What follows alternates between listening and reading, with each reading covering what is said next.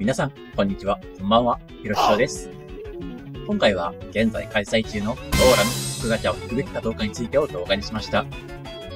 移動人権にして全属性対応の破壊神。とりあえず、ノーヒート家と言われるゆえんがそこにあります。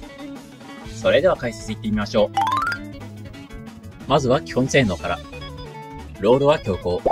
属性は異能。と思わせておいて、すべての属性に対応しています。おかしいですね。スキル一覧の歯車マークから属性を選択することができます。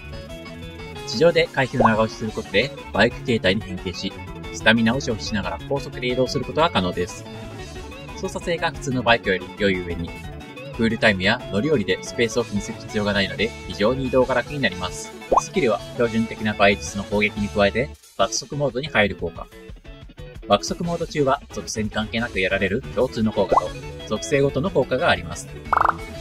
共通の効果は不屈効果と地上及び空中での通常攻撃5段に追加ダメージが発生し、1ヒットごとにオーバーロードというスタックを得られる効果。そしてスキル発動から5秒経過で第2スキル、フラッシュライドが発動できるようになります。それでは次に属性ごとの効果を見ていきます。まずは氷、雷の場合、28秒間の爆速モードに入り、ノイズでの攻撃または回復によって強化というスタックを最大10個まで獲得可能になり、第2スキル、フラッシュライドを当てることによって30秒間、強化のスタック数によって強力になる氷ダメージアップと継続ダメージを発動します。現在の氷編成においては、この継続ダメージが強力なダメージソースとして重宝されています。次に、炎、物理の場合、23秒間の爆速モードに入り、限定、火花という生成物の召喚数に応じて増えるスタックを最大8個消費して、炎属性の基礎攻撃力が上昇し、さらにノイズの最終ダメージがアップ。また、炎ダメージを与えた際に追撃が発生する状態になります。現状の炎編成においては、アスラーダによる残像の召喚で限定、火花を8スタックため、ノーラでスキルを発動してバフをかける運用がされています。次に、雷、氷の場合、18秒間の爆速モードに入り、雷ダメージアップとノイズによる攻撃で雷鳴スタックが獲得できるようになり、この雷鳴スタックが18スタック溜まると強力な追撃が発生します。また、オーバーロードスタックが6溜まった状態でスラッシュインナロを発動すると強力な追撃が発生するようになります。オーバーロードスタックは共通効果で言っていた爆速モード中の攻撃が当たると得られるスタックのことですね。現状の雷編成においては、スキル発動で得られる雷ダメージアップを目当てにノーラが採用されており、攻撃的な効果は基本的には使用されていません。次に、物理、炎の場合、19秒間持続する爆速モードに入り、効果中は毎秒付近のターゲットに自動で 700% のダメージを与える効果が発動します。また、このダメージが敵に命中するたびに HP シールドを獲得でき、最大で 50% までのシールドを獲得できます。現状の物理編成においては、この自動ダメージとシールドを得るために使われています。一見するとダメージバフがないし、地味なように思われるかもしれませんが、雑魚狩りが非常に楽なのと、このシールド効果に加えて、アスカの AT フィールド、そして様々な回復効果があることから、現状の物理編成は、火力と防御を両立した、歴代でも最高レベルの完成度を誇っています。さて、最後に異能の場合は、23秒間持続する爆速モードに入り、地上と空中の通常攻撃に自身の最大 HP に依存した追加ダメージが発生するようになります。また、フラッシュライドによって自身の最大 HP に依存した追加ダメージが発生します。現在の異能編成においては、この最大 HP に依存したダメージがメインウェポンとなっており、通常攻撃とフラッシュライドはどちらもかなりの火力を発揮してくれます。また、バグ化しようかはわかりませんが、この最大 HP 依存のダメージは、討伐作戦などで敵が持つ耐性を無視してダメージを与えられるため、リミックを無視して無理やりクリアできてしまいます。まさに破壊神です。さあ、ここからは突効果を見ていきます。1突は爆速モード中の通常攻撃で与える追加ダメージが上昇する効果。3突は敵の耐性無視と致命的なダメージを1回防ぐ効果。5突はスキル発動後10秒間毎秒 HP が回復する効果。半突は自身の最終ダメージが 30% アップする効果。火力上昇につながる効果は3突と間突で、一番火力が上昇するのは間突になります。5突は貴重な回復効果となっており、ノーラの使いやすさがアップします。本的に無凸から5凸までは火力は大きく変わらないため、貫突しないなら好きな突数で止めてしまっても良いのは無課金の人には嬉しいですね。続いて、ボリションを見ていきます。2セットはノーラの武器装備時に攻撃力がアップする効果と、通常攻撃、超負荷のダメージが上昇する効果。4セットは全属性ダメージアップ効果と、スキル発動中は追加で全属性ダメージがアップする効果。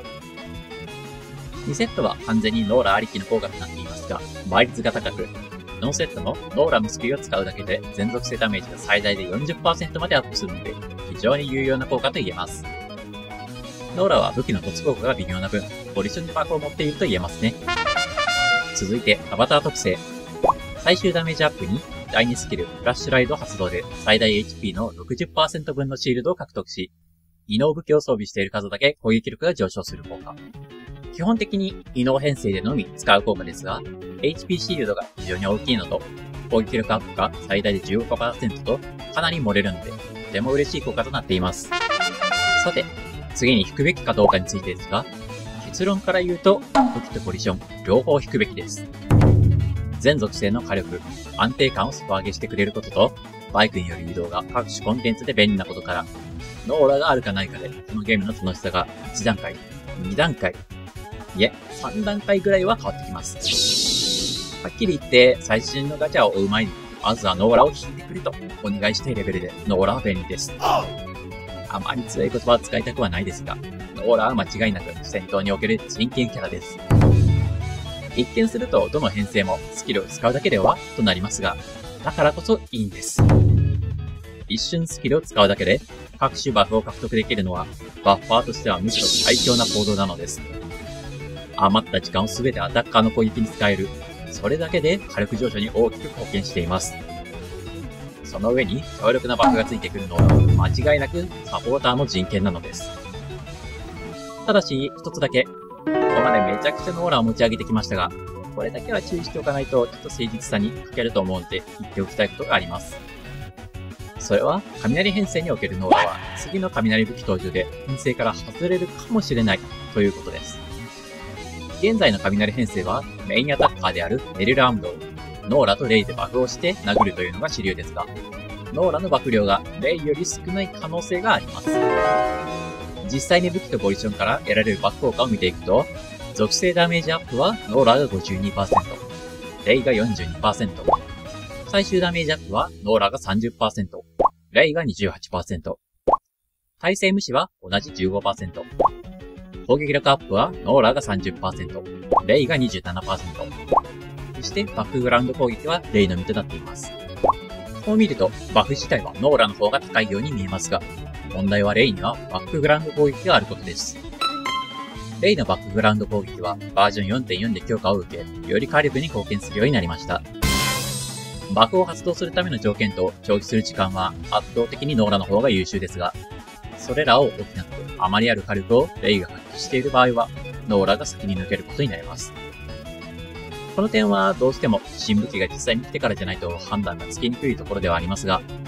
トップ勢のサブ10動画などを確認して、レイのダメージ貢献率を見て、レイの方が優れていると感じた場合は、無理してノーラを貫突、勘掘りするかは考えた方がいいでしょう。それでは次におすすめの突数について見ていきます。